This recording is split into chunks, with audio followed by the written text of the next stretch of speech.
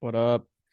I am starting to document my process for starting my own coffee shop. So let's do some introduction here. My name is Dylan Thompson, and I am a software engineer. I graduated from Auburn University.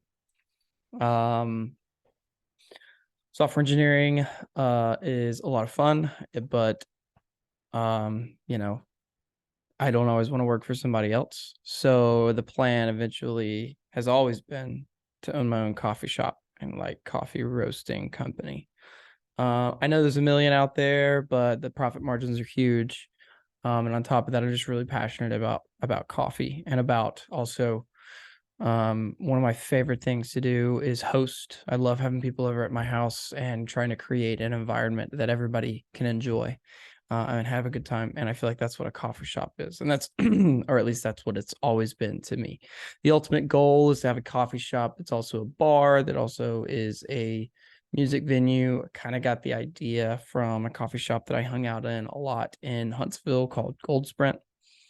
Um, I loved that coffee shop. I'd work there whenever I got the chance. Because I work remote, I work from home. So I would, just pack up my laptop, run up there and get some work done, or even just go hang out and drink beer with a couple of friends. And they had concerts there every now and then. But I never really heard about them. I never really like caught wind of them whenever they were having them. But anyway, so that's where I kind of got the idea for the bar and um music venue. But at the same time, I'm also really passionate about music. I feel like I would have ended up moving that direction anyway, if that makes sense. But anyway, so let's go ahead and just talk about how I've made this decision to get this let's get that out of the way. So yeah, I want to talk about how I've made the decision for the coffee roaster that I decided. And in fact, I'll go as far as talking about the other ones that I looked at and considered before finally coming to a decision on the one that I have decided. So let's look at coffee roasters.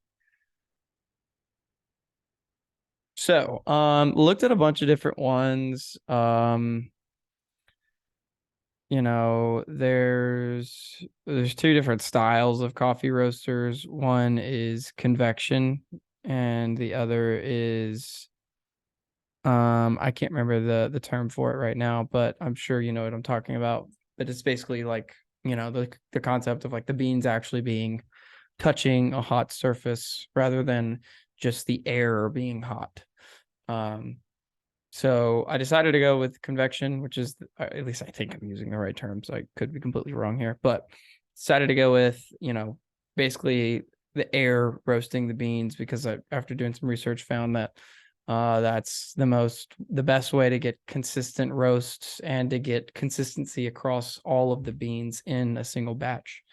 Because when you have when you're relying on the beans touching some surface that's hot, then you get some beans that were roasted a little more than others, and yada yada yada. So anyway, so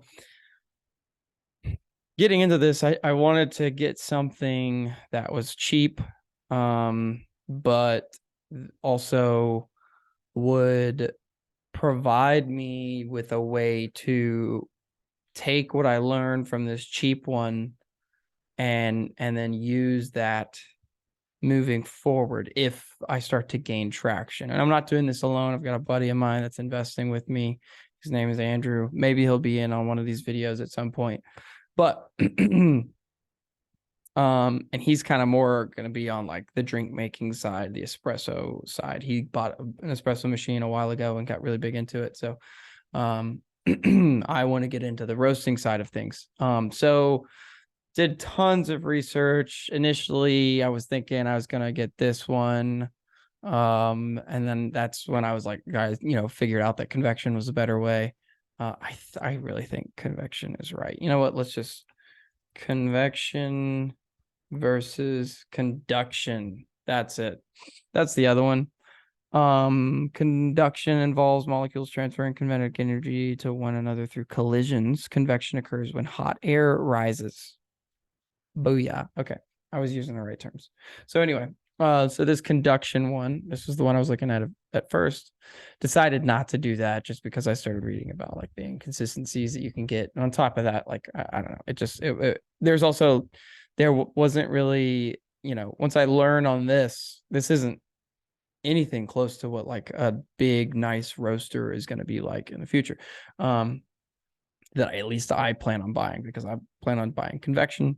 And obviously this is not. So that immediately was checked off. Then I looked at this fresh roast one, SR 800. Started looking into that and leaning towards it. But that again, it kind of was like, okay, the experience that I get from using this one's really just not gonna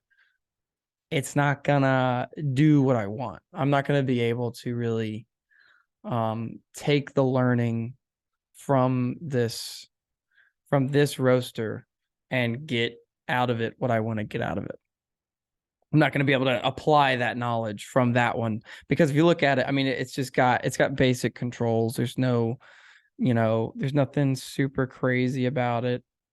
It's nice. I mean, if I wasn't trying to like turn this into a business at some point, I probably would actually go for this. If I was just doing home roasts and not selling these to anybody or planning to sell these to anybody at any point, and I didn't want this knowledge to carry forward into potentially buying bigger, more expensive roasters that have more complex like software and stuff running them, then I'd probably go with this one. So if you're planning on roasting from home, this is probably a good one.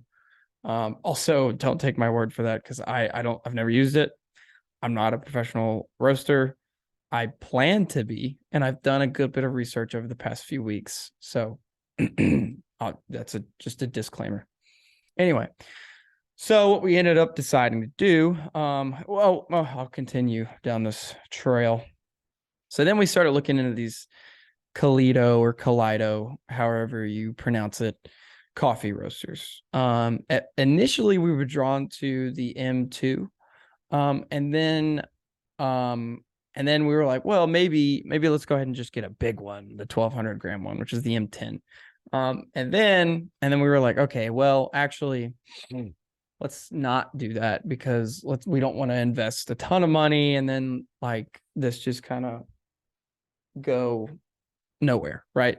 So maybe let's get one that's smaller, less expensive, where we can still get a decent amount of beans in each batch, but maybe one where we're not, let's not learn on the most expensive one. And then, and then on top of that, I recently listened to the audiobook, The Lean Startup, and most of that's referring to software, but you can apply it to a lot of things. And so one of the big themes in that book is small batches, right? So what you want to do is you really want to approach this with the idea of like, okay, let's do small batch coffee, because if we do 1200 grams all at one time, if we fuck it up, that's 1200 grams of coffee that's just gone. You just wasted all that money that was, profit potential. But if I fuck up 200 grams of coffee, not that big of a deal. So yeah, so we've ended up coming down to the decision for the Kaleido Sniper M1 coffee roaster that can hold up to 200 grams, which is not a lot, but I think I can't remember the calculations we did, and I'm not going to sit here and do it in front of you, but I think we came out to being able to do like, I don't remember, like 6 or like 8 ounces of coffee in a single roast. I think it was 6. I want to say it was like 6 ounces of coffee, maybe even less than that. But basically, we want to sell like 10 to 12 ounce bags of coffee. So basically, be able to get like half a bag. Actually, we may even start by just selling like 4 or 5 ounce bags of coffee. and maybe not even selling those. Really, actually, what the plan here is to get this coffee roasting and start gifting it to friends and then getting feedback from them. Do you like it? What would you change about it? Yada, yada, yada, all that kind of stuff. So definitely going to start with the smaller batch Kaleido Spider M1 coffee roaster. And so, yeah, this is the one that we decided on. It's $1,400. It's literally like the price does not change from this screen to the checkout screen. It is $1,400. And I got the yellow one because yellow is a favorite color of mine. You can see the shirt that I'm wearing. The other one that I would have considered would have been blue. And then next would have been white and then black, because I really don't like neutral colors that much. They're great, but I like colors. So yeah, we got this yellow one. I'm pretty freaking stoked. Next decision is to figure out where we're gonna get our beans from. Have not made that decision yet, but gonna start doing some research. Probably gonna do some Arabica. And robusta. I don't know how you pronounce these things. I really probably should start doing more research before I start blabbering in these videos. But yeah, so that's where we're at right now. Got to figure out what beans we want to get. I have heard or read some article about, I can't remember the name of the type of coffee bean. Also, I didn't know that there was like a ton of different types of coffee beans. I just thought like Arabica and Robusta were the two. But apparently there is another one or a bunch of other ones. And there's one right now that is actually making sort of a comeback. I can't remember the name of it. I'll if I remember the name of it, I'll put it in the description of the video, or I'll make another video talking about it. But basically, there's another type of bean that's kind of making a comeback, specifically because climate change, because climate change is causing issues with our ability to grow coffee. This other bean is this other type of coffee bean. While it is harder to roast, which is part of the reason that it stopped gaining popularity back when it was being used years ago, stopped gaining popularity, but because of the difficulty roasting it and getting a good roast out of it. But now I feel like we've gotten better gotten better at roasting, and our techniques have gotten better, and machines that we have are more robust. Anyway, like Robusta. Anyway, but yeah, these machines I think have gotten better. But regardless, the point is that it's a more it's an easier to grow bean, and it doesn't react to climate change quite as much as all the other ones do. So, or the other two popular ones for Arabica and Robusta.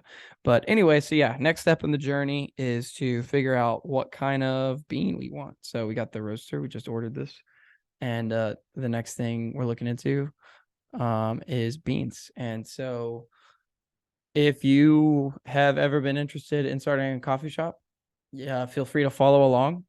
I have no idea what I'm doing. I have never vlogged. I have never just videoed myself like this. And I have never started a coffee shop or roasted any coffee ever. So, feel free to follow along. I think this is going to be a fun little journey, even if it all goes to shit. It's going to be a great time because everybody, and I mean everyone, loves coffee because coffee is the fucking shit. So, anyway, thanks for joining. I'm gonna stop recording now, and this will be my first video ever, not ever, but stop video. Nope, that's not what I wanted to do. See, this is why. Oh, it's over here. Stop recording. All right. Woohoo! Thanks for joining.